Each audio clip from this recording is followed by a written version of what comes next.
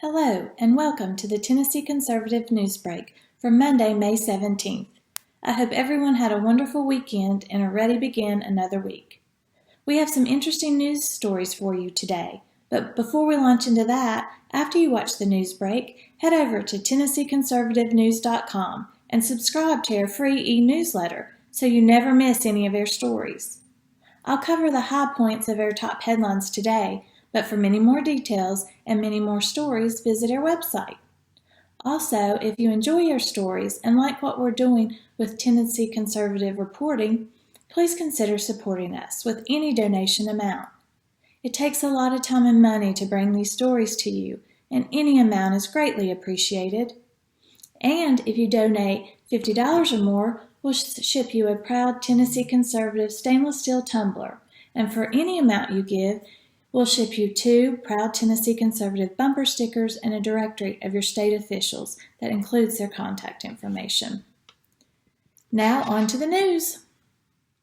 In local news, despite parents' request, Hamilton County School Board votes to keep the mask requirement for children. Nearly 100 Hamilton County families showed up at the school board meeting this past Thursday night in protest of the mask requirement that will continue through May 31st. During the 3 parent speeches regarding masks, the chanting of the children and parents outside was clearly audible in the boardroom. Chants of "no more mask" and "let them breathe" were repeated nearly for 5 minutes.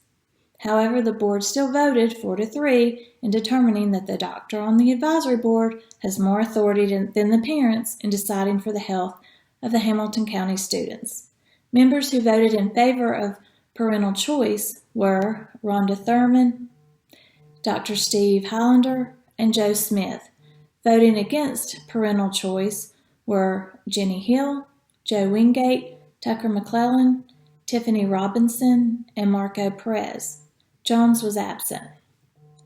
The parents said, "That's not good enough. It should be parents' choice starting today."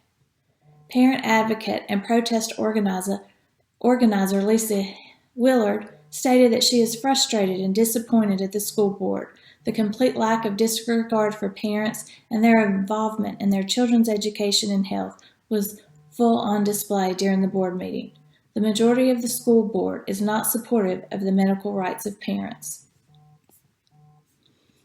And in state news, Lee signs a slew of bills, including tax deals for Titans and Smokies. Tax deals for the NFL Tennessee Titans and the minor league baseball's Tennessee Smokies were signed into law this week by Governor Bill Lee. The governor also signed 2 bills that are key cogs in his criminal justice reform initiative.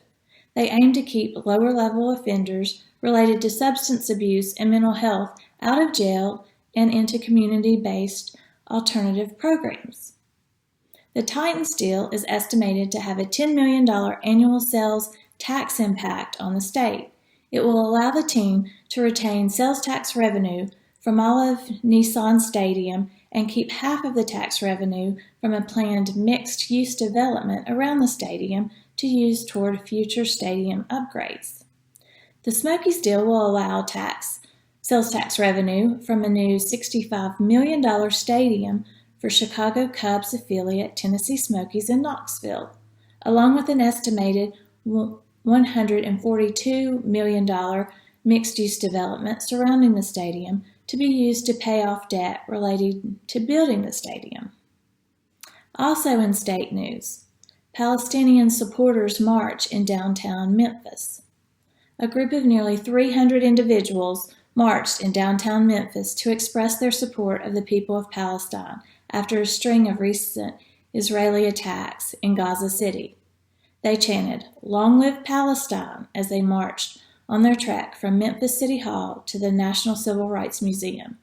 Rallies in support of Palestinians were held across the world this past weekend after the latest round of attacks. On Sunday, Israeli airstrikes in Gaza City took out 3 buildings and left at least 42 people dead, according to the Associated Press.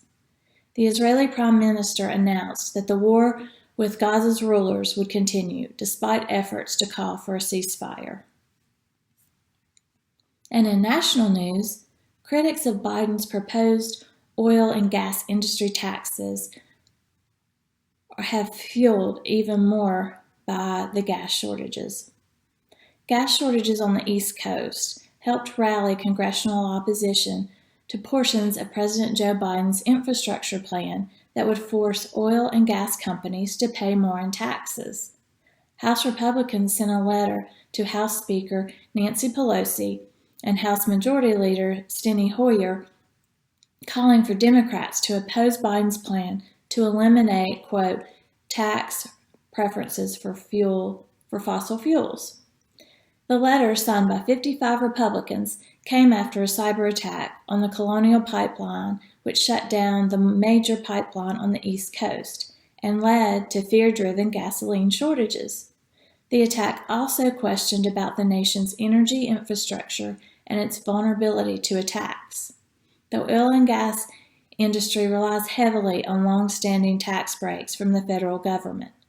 Part of the debate on the issue centers around whether the federal help for oil and gas companies should be characterized as subsidies or tax donations or tax deductions. So this is your news break for Monday, May 17th. Be sure to head over to TennesseeConservativeNews.com and subscribe to our free e-newsletter. It comes out every day of the week every weekday around lunchtime. And if you like what we are doing and want us to continue bringing you the conservative news stories from the state, national, and local levels, please consider supporting us by donating any amount you can at TennesseeConservativeNews.com/support.